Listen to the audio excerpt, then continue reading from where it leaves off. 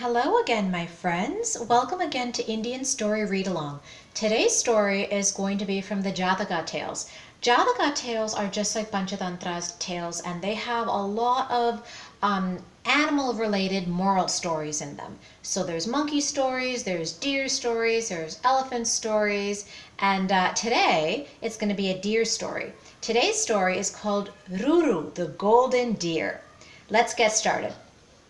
Mahadanaka, this guy over here, was the son of a rich merchant of Varanasi. Varanasi is a city in northern India. It's also, some people also call it Kashi, but it's right beside Kashi. His father, instead of sending him to school, spoiled him with all the pleasures of the world. It's a really bad way to raise a kid. So the father is saying to him, "Enjoy yourself, my son. I can give you everything." And this guy is saying, "I know, father." He thinks he's being a good dad, but nah, he has to teach him how to live on his own. When he came of age, Mahadanaka was married to a beautiful girl. And she's saying, "Your mother has cooked this for you, my lord." And he's like, "It smells delicious." So he's just enjoying his entire life, not knowing how to take care of himself. But then soon, his parents died and he was left alone. And he's thinking, presumably his wife is no longer there either for whatever reason. He's thinking, "Alas, who will look after me now?" His friends were after his money, and he never learned how to manage his money, so he's in trouble. And they're saying, "Come on, Mahadanaka, cheer up. Let us have a game of dice and some wine to warm us up." And then the other one goes, "Yes, that's a good idea." Not a good idea. Mahadanaka had never handled money before, so he did not know how to use it. So he's saying to a tailor, "Use the most expensive cloth you have for our clothes." Tailor says, "I certainly will, sir." And his friends are partying it up over there, and they're saying, "Let us have some more liquor and play another round of cards." All on his money. But then one day, "What? No money? If I don't do something, I'll soon have no friends either." And he never learned this lesson, that you don't want friends who are just after your money. So now he's going to have some more bad ideas. And he's thinking, "Yes, that's it. I'll borrow some money and pay it back later." But he's got no plans on how to pay it back. So then what happens? He went from one money lender to another and promised them all the same thing. "I'll return your money as soon as I become rich again." Months passed. Mahadanaka showed no sign of returning the money. "You had better pay up soon, Mahadanaka, or else," says the one money lender. "Have patience, I will," he says. But he knew he would never be able to repay the money. At last, he's in the forest just sitting there not knowing what to do, and he says, "I would rather die than face the money lenders." Then one day, Mahadanaka led all his creditors to the bank of a river. I don't know what's going on here. I'm reading this story actually for the first time with you in a very long time. So then the moneylenders say, "Where are you leading us?" And he says, "I have some treasure hidden in the riverbed. I will return all that I have borrowed from you." But then, he says, "Now is my chance to slip away and drown myself. That will be the end to all my sorrows." And then he jumps into the river. I don't know why he had to have everybody with him to do this. So he jumps into the river, splash, "Help, glub, glub, help." He doesn't really want to die. He's saying, "Help, help, glub, glub." So I don't know where the moneylenders are now, but not very far away on the opposite bank lived Ruru, a golden deer. And he hears this and he's like, "Somebody's drowning. I must save him." And he goes, "Oh man, I'll save your life. Hold on." And then this guy's just glugging away. Gasp. So Ruru jumps in. That fish is like, "What?" This guy's going glub, glub, Mahadanaka. And then Ruru is saving him. And he says, "Slowly now." And then he gives him a blanket and calms him down. He's like, how do you feel? And Mahadanaka says, much better, thank you. And he takes care of him, Ruru, it seems. He says, before parting, promise me you will tell no one about me and where I live. Because he knows he's valuable. He's golden. And Mahadanaka says, I promise, my friend. Think he's going to keep his promise?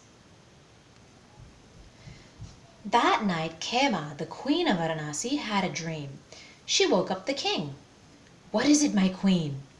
And she says, I dreamt that a golden deer preached dharma to me. If such dharma means duty and all kinds of, it's just a general word for all kinds of wisdom, all kinds of teachings. She says, if such a deer exists, I would like to hear its discourse, meaning I want to hear what it says, if it's that intelligent and wise and kind. And then the king says, if there is such an animal, you will. The king sent for his counselors. Are there such animals as golden deer? They say, yes, your majesty, there are. And then the king's thinking, I shall give a reward to the man who can find one for me. And so they're not just going to talk about the reward, they are showing it. They're going to parade this reward around town. The reward was a sack of gold coins placed in a gold pot on an elephant's back.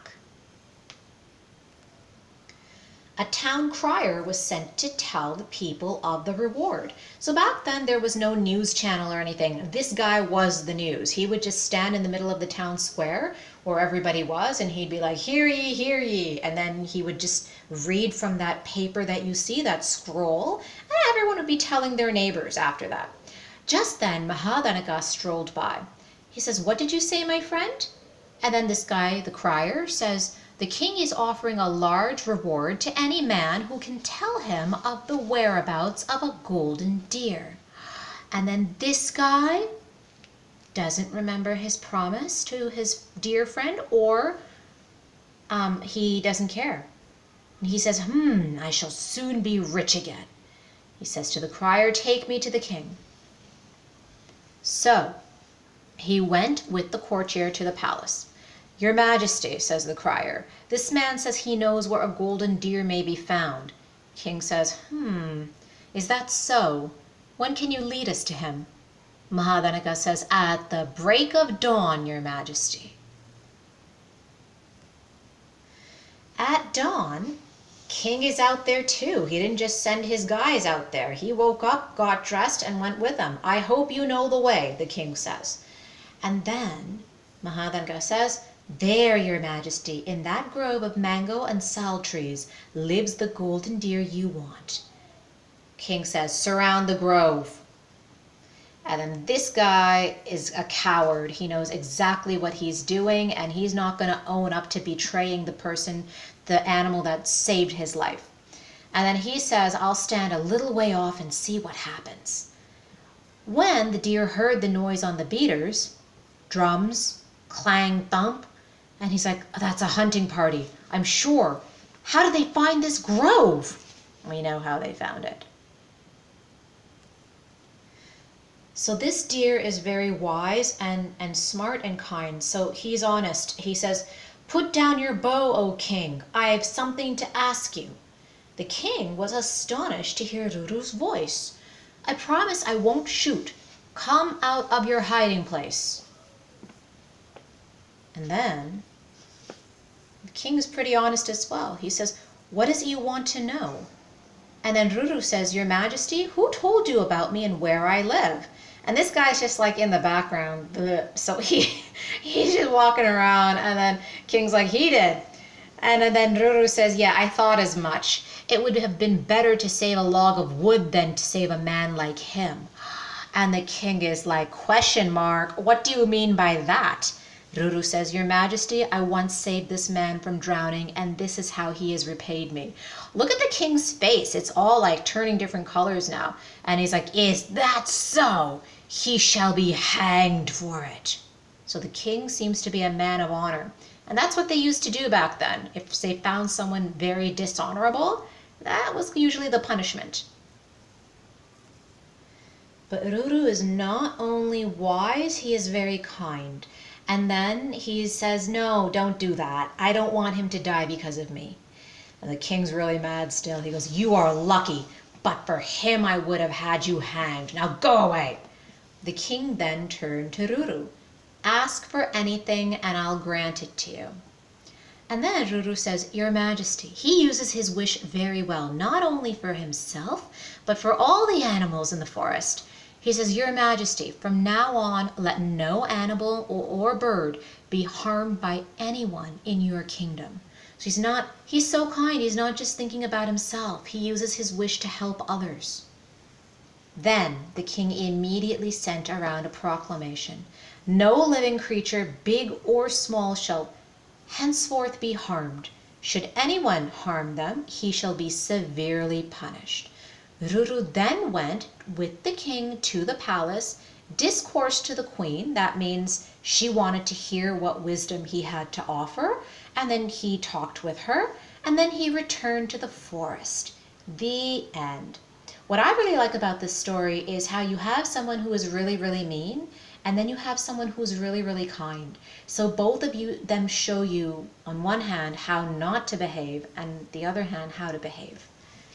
Ruru even gave him a second chance. He wasn't like, yeah, you know what, hang him. No, he was really, really kind even then when he didn't have to be. Thanks so much for joining me on Indian Story Read Along. We hope you will join us again, and think about subscribing to this channel for more stories just like this.